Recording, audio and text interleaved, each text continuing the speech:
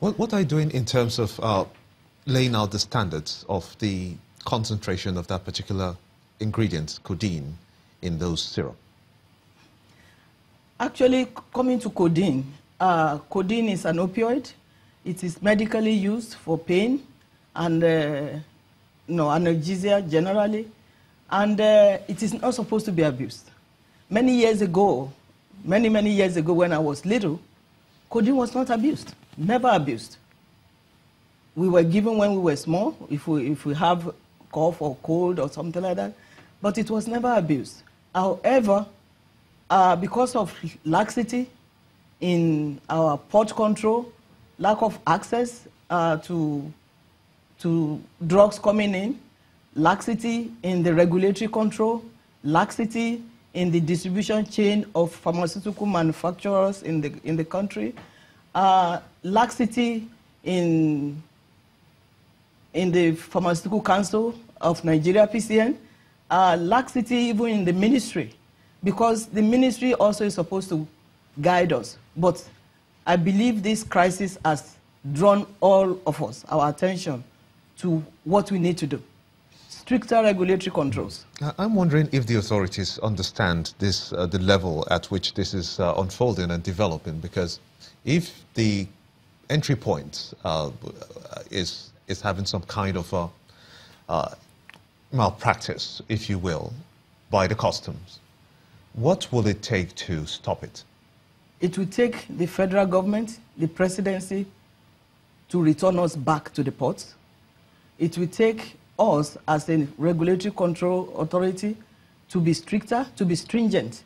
It will take the manufacturers to sit down and look inside their group. What is wrong with us? How can we join hands with the regulatory authority, NAFDAC or PCN, to stem this problem? It will take the community pharmacists that were shown to be conduit with this codeine problem to think, what are we doing to our children? A country can never be greater than its youth. And if our youth are being destroyed, then Nigeria is in for a bigger trouble. I hope we're not coming in too late at this time. Because if you look at the stats, we get these statistics that about 40% of the youth in northern Nigeria, ages 15 to 35, are in one form of drug abuse or the other. It's never too late. If all these stakeholders come together and face the problem. Opioid is a big issue in the US.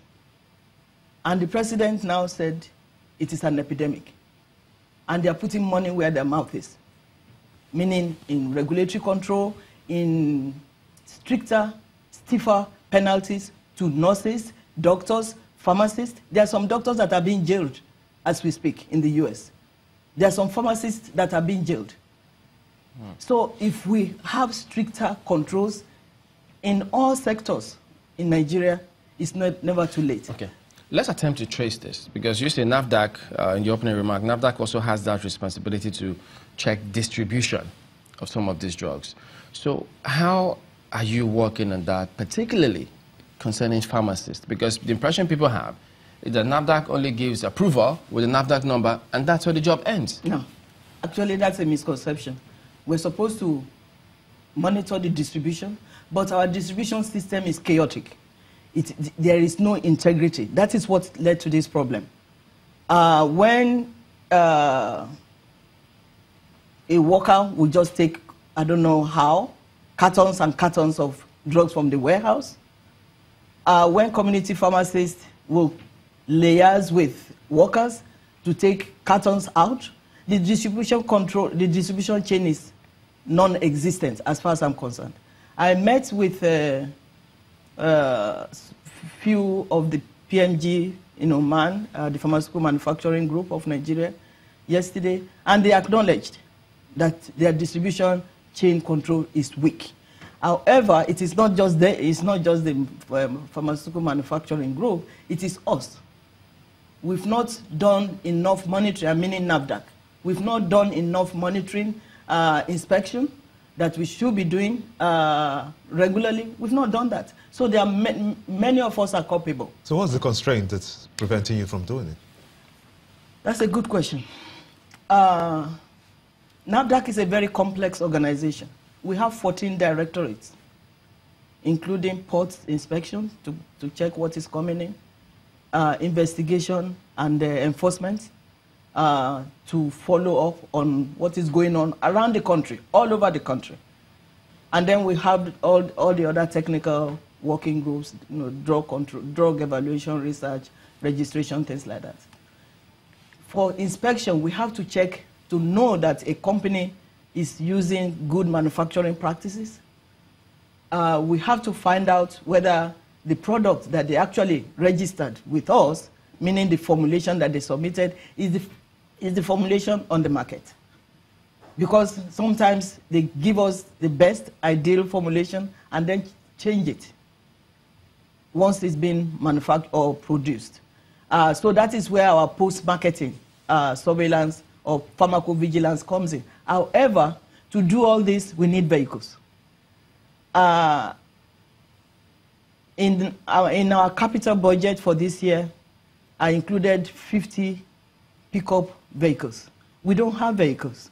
NAFDAC doesn't have vehicles. Many of our, about 72% of our vehicles were bought between 2008 and 2012. And these are vehicles that we use to go to Idumota, to go to Okeari, to go to everywhere in the country. If I could jump in that's part of the problem. Okay, if I could come in at that stage, because you made reference to what was obtainable 6 years ago. Yes. And how things have gone south ever since then. Yes. And I believe that must have been as a result of what you've seen when you got into office. That's right. So what was it that you saw in terms of this particular monitoring scenario then and now? Because maybe you should tell us, what did you find in the books? Did they have as much vehicles? No. So how were they able to enforce it? That's part of the problem. If you don't have enough vehicles to go, the enforcement is not as strong as it's supposed to be. I mentioned to a group yesterday that a regulatory authority must have an arm's length with the companies' establishment that they are regulating.